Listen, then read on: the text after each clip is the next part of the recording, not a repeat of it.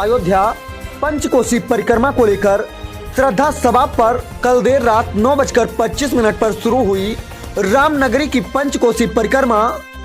पूरी रात श्रद्धालुओं में दिखा उत्साह।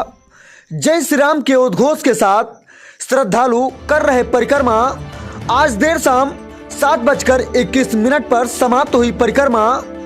14 कोस की परिक्रमा में 25 लाख से ज्यादा श्रद्धालु शामिल हुए थे। पंचकोसी परिक्रमा में 30 लाख से ज्यादा लोगों के शामिल होने का अनुमान लगाया जा रहा है। बड़ी संख्या में सुरक्षा बलों की तैनाती की गई। अयोध्या से आर.के. सिंह के साथ ए.के. सिंह की रिपोर्ट। 5 साल हो गया है परिक्रमा करते हुए। इसका बहुत महत्व है।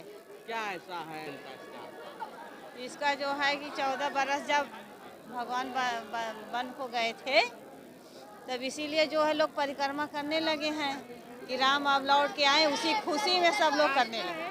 अच्छा, चलिए मिल रहा है। बहुत उत्साह मिल रहा है, बहुत ज़्यादा। अब कितना बताएं कि कमी है उत्साह। मोदेन है कि आज श्री रामचंद्र टेंट के बदले इतने बड़े मंदिर में जा रहे हैं। व्यवस्था तो मिल ही रही है, सबको देखने को मिल रहा है और जगह जगह दवाइयाँ का हर चीज़ का व्यवस्था है। क्या नाम है आपका? मेरा नाम है बबी। अयोध्या से भगवान राम के दर्शन से ही हमारे सारे पुण्य जो है बढ़ जाते हैं और जीवन का धन्य हो जाता है। क्योंकि बाबा गोस्वामी ने लिखा कि प्रभु का जो दर्शन कर लेता है, एक बार राम कह लेता है, उसका समझ लीजिए मोक्ष हो जाता है। इसलिए राम राम हर क्षण करते रहो। एक बार राम लेने से 1000 जो है पुण्य प्राप्त होता है। और अयोध्या का दर्शन पर डे करना चाहिए। और इस परिक्रमा का तो महामहत्व है, क्योंकि 84 लाख योनियों के बाद मानव शरीर मिला है। परिक्रमा करने से सभी तीर्थों के पुण्य एक साथ समझ लो मिल जाते हैं। बोलिए राजा रामचंद्र। प्रभु श्री राम जब लंका पर विजय करके अयोध्या आए, फिर अयोध्या में बड़े धूमधाम से उनका स्वागत किया गया और दीपावली तभी से मनाई जा रही है। और फिर उसी के बाद से ये अयोध्या का जो ये पंचकोसी परिक्रमा है, ये अयोध्या के सर्किल का है और 14 कोसी पूरा ये अयोध्या लेते हुए अयोध्या का बॉर्डर पूरा आ जाता है। इससे आदमी के जन्म जन्म के पाप धुल जाते हैं।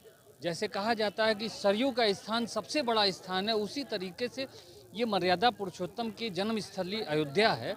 यहाँ आदमी केवल उस जो परिक्रमा का वो जो बॉर्डर है, उस बॉर्डर को ही अगर अपने मस्तक पे लगा लिया तो उसके मतलब वो पुण्य मिलता है जो कई तीर्थ करने पर मिलता है। तो इतना बड़ा महत्व है 14 कोसी पंचकोसी का। आप सही कह रहे हैं कि 14 कोसी पंचकोसी दोनों परिक्रमा करने का वही फल है कि आदमी कहता नहीं कि स्वर्ग की प्राप्ति होती है, मोक्ष की प्राप्ति होती है। आदमी का ये जो मानव जीवन है उससे मुक्ति मिलती है। जान पाप हुए हैं तो उसका जो है प्रतिफल हो जाता है। ये एकदम सही है कि उस समय तो उतने साधन नहीं, तो फिर भी रामचंद्र जी राजा थे, अयोध्या के राजा थे, उनके पास सारे संसाधन थे, लेकिन फिर भी अपने अयोध्या वासियों के लिए वो पैदल चल के गए। तो इसी वजह से ये इसका महत्व और भी अधिक हो जाता है। ये तो आपको अभी 14 कोसी परिक्रमा की आपने भीड़ देखी, मतलब उस भीड़ का अंदाज़ा नहीं लगाया जा पा रहा था। हर साल से बढ़कर भीड़ थी हैं। और पंचकोसी में भी देख रहे हैं कि समय से पहले ही लोग परिक्रमा स्थल पर आ गए जहां से शुरू होना है। और एक लोगों के अंदर बड़ी उत्साह है। और ये तो अयोध्या नगरी है, प्रभु श्री राम की नगरी है।